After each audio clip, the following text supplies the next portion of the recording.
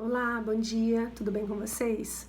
Estão dando seguimento aos nossos estudos, vamos falar agora um pouco sobre execução para pagamento de quantia certa, previsto aqui nos artigos 824 seguintes do nosso Código de Processo Civil, tá? O primeiro dispositivo, ele já vem falando para nós uma situação de subrogação, execução direta, ou seja, o Estado se valendo, né, ele assume os deveres do executado e satisfaz a obrigação do exequente através de expropriação, que é o que diz o próprio dispositivo, que a execução por quantia certa realiza-se pela expropriação dos bens do executado.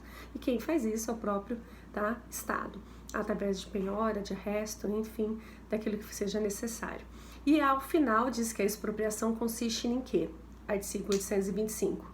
Em adjudicação, nós estudaremos a adjudicação oportunamente, artigo 876, que é essa oportunidade do próprio exequente ficar com os bens do executado, objeto de apreensão, de constrição, pela alienação, inclusive pode ser para particulares, tá? Essa alienação não necessariamente vai ser, né, por asta pública, enfim, por leilão, artigo 879 seguintes, a gente vai falar oportunamente sobre isso, e pela apropriação de frutos e rendimentos de empresa ou de estabelecimentos de outros bens, artigo 867, logo a gente vai estar falando sobre esse assunto também. O que é interessante é que antes daquele bem ser adjudicado ou alienado, esse bem que foi constrito do executado, o executado ele pode a qualquer tempo remir, tá, a execução e pagar ou consignar a importância atualizada da dívida, acrescida de juros, custos e honorários advocatícios. E essa remissão é uma remissão com C cedilha, ou seja, tornar a obter. Ele pode pegar de volta o bem para ele, tá, desde que ele assim o pague, tá, acrescido desses juros e custos e honorários advocatícios. Artigo 827 vem falando para nós, né, dispondo que ao despachar inicial, o juiz vai fixar, né, os honorários advocatícios em 10%, tá, a serem pagos pelo executado. Mas ele vem aí, o próprio parágrafo 1º do 827, ele vem dando uma medida indutiva bem interessante para o executado, né, ou seja, uma forma, uma técnica para garantir a satisfação daquela obrigação. Ele vem dando uma vantagem para que ele,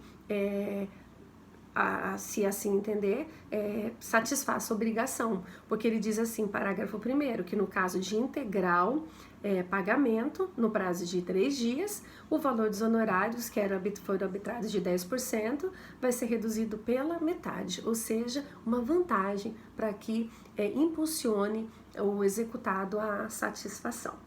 Tá? E esses valores também dos honorários, que foram fixados em 10%, podem ser elevados até 20% quando forem rejeitados os embargos à execução, que possam oportunamente ser opostos, tá? E podendo essa majoração também, caso não sendo opostos os embargos, ocorrer também no fim do próprio processo executivo. Beleza? Para garantir e salvaguardar os trabalhos que foram efetivados pelo advogado do exequente. 828 traz uma situação bem bacana para nós falamos bastante isso em sala, que é justamente sobre a averbação premonitória, que é quando o exequente ele obtém uma certidão de que a ação de execução dele foi admitida pelo juiz, ou seja, preencheu todos os pressupostos de admissibilidade, ela não vai ser indeferida liminarmente, tá? E que está identificada as partes, o valor da causa, aí ele pode averbar no registro de imóveis, no registro de veículos, enfim, para tornar pública essa situação dessa ação e para depois fica fácil a demonstração de uma possível fraude de execução por conta de má fé, tá?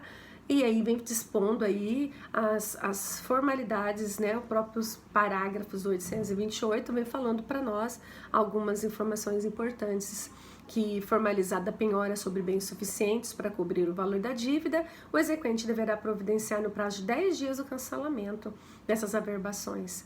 Tá? Então, e o parágrafo 4º vem dizendo que presume-se em fraude de execução a alienação ou oneração de bens efetuada após essa averbação, tá bom?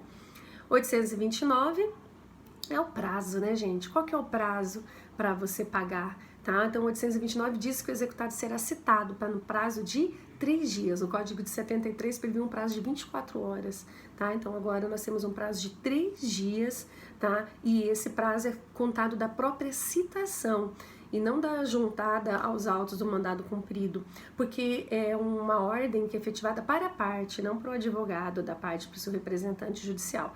Então é importante nesse momento fazer uma leitura lá do artigo 231, parágrafo 3º, tá bom?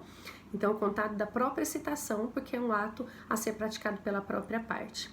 Do mandado de citação vai constar também, além do prazo para que ele pague, uma ordem de penhora e a avaliação dos bens que forem penhorados pelo próprio oficial de justiça.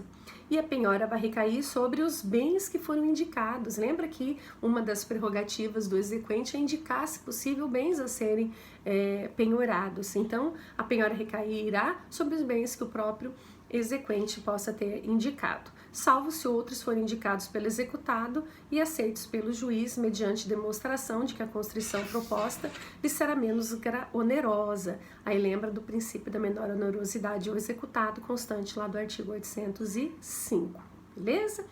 Se o oficial de justiça não encontrar o executado, aí ele não tem como fazer penhora. Ele não encontra o executado, mas encontra bens passíveis, suscetíveis de constrição, aí ele vai arrestar tantos quantos bens bastem para garantir a execução.